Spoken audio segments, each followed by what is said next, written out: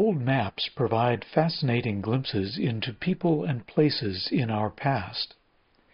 Here's a map of Mercer County, published in 1860, just before the American Civil War, and still more than 10 years before a railroad would arrive in the little community known as Pine Grove, population about 200. The first thing you might notice is that, unlike today, the town was centered around where the Mercer-Harrisville Road crosses Wolf Creek.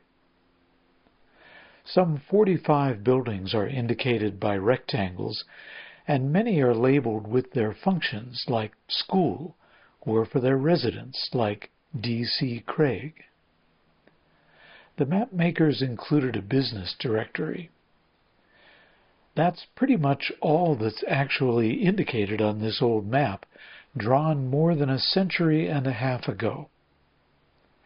To get a better feel for Pine Grove in 1860, we used historical texts, drawings, and photographs to fill in some of the details to build a 3D computer model of the map. Let's fly around our model, up and down Main Street, for an overview of Pine Grove. We start at the wooden bridge that crosses Wolf Creek just above the dam that powers the gristmill and sawmill. As we fly northwest along what is now known as Main Street, we see homes and businesses, including a hotel, stores, and a cabinet shop. A few of these buildings, like the J.C. Cunningham House, still stand today, so we have a good idea of their style and construction. Other buildings are gone now, but photographs or drawings remain to guide reconstruction. Most buildings, though, disappeared long ago, and we haven't yet found records of what they looked like. In those cases, we looked for buildings with similar functions that survived in nearby communities and used those as models. For example, not finding any description of the hotel in Pine Grove, we modeled ours on the Old Stone House, a restored inn that remains today a dozen or so miles south of town. Other structures we simply made up, using building materials and styles common in the area at that time.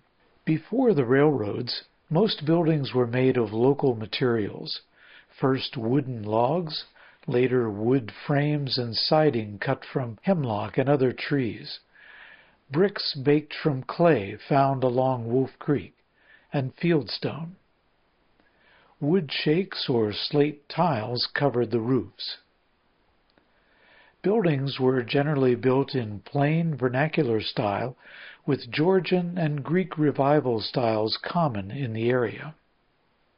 The new Victorian building styles were emerging in nearby cities, but probably hadn't caught on in Pine Grove by 1860. Map makers choose to feature some types of information by leaving other types out. The Pine Grove map from 1860 does not include people, livestock, fields, forests, vehicles, and even many buildings that would almost certainly have been there. For example, before indoor plumbing, almost every home and business would have needed a nearby water pump or spring house, as well as a privy or outhouse. Before railroads brought fruits and vegetables from distant locales, almost everything people ate was grown and processed locally, so many homes cultivated kitchen gardens, fenced to keep out deer and livestock. Root cellars stored a variety of foodstuffs throughout the year. Chicken coops and hog pens were common, and beef and dairy cows supplied meat and milk products. The first schoolhouse in Pine Grove stood where Central School was eventually built, on the corner of South Center Street and Main Street. By 1860, it was a one-room, wood-frame building, probably similar to nearby McConnell School, that we used as a model. Reportedly the inspiration of village co-founder Margaret Cunningham, Pine Grove was named for the grove of pine trees on the outskirts of town, thought to be here where the school was situated. Our 1860 Pine Grove map indicates that James H. Black owned the house on the corner of what is now Main and Broad Streets and operated a cabinet shop next door. We guessed what the Black family home may have looked like. The cabinet shop itself is modeled after one from this era, recently built in Old Sturbridge Village in Massachusetts. Dr. S. R. Pelton, physician and surgeon, maintained his home and office near what is now the intersection of Walnut and Main Streets. Tucked away off the street, near where the corner of Poplar and Broad Streets would eventually be, catch a glimpse of the Presbyterian Church. The building is based on an old photograph of what was known as the Presbyterian Meeting House. Many buildings in Pine Grove would have been situated with their long side facing the street.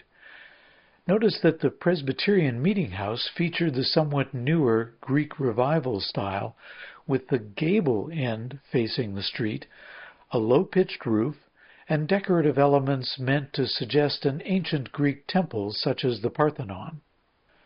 The Pine Grove 1860 map shows the Wolf Creek District Post Office on Liberty Street, just up from the corner of Main Street. Dr. N. W. Van Eman, a physician, apparently kept an office in this building, imagined here as a typical wood frame structure of the time.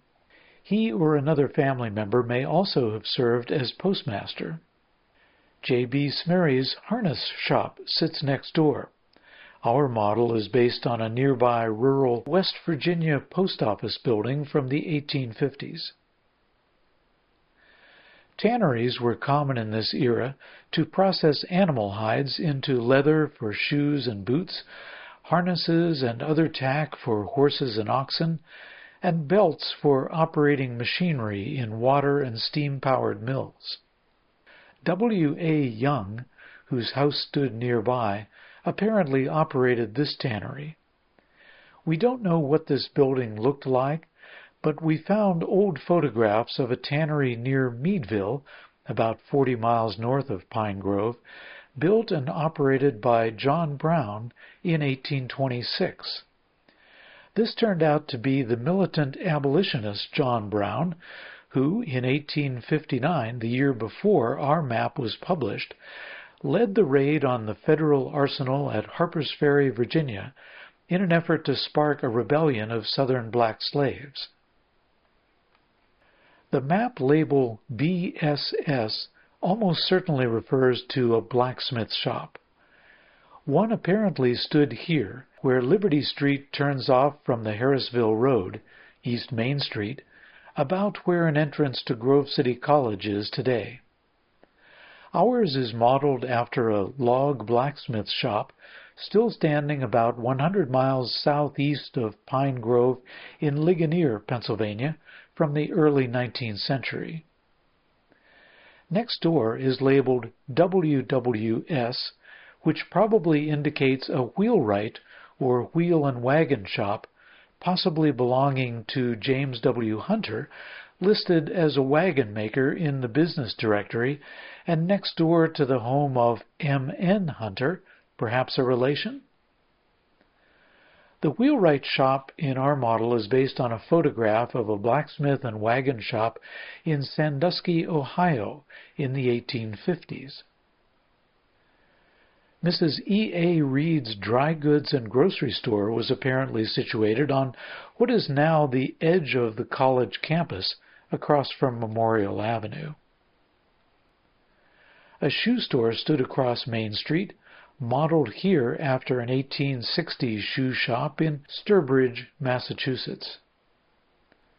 Pine Grove, like many 19th century communities, appears to have had an ashery to convert hardwood ashes into lye and potash used to make soap, glass, gunpowder, and paper, and to tan leather and bleach cloth. The 1860 Pine Grove map shows an ashery on Wolf Creek below town. Our model is based on a reconstructed ashery in Kirtland, Ohio.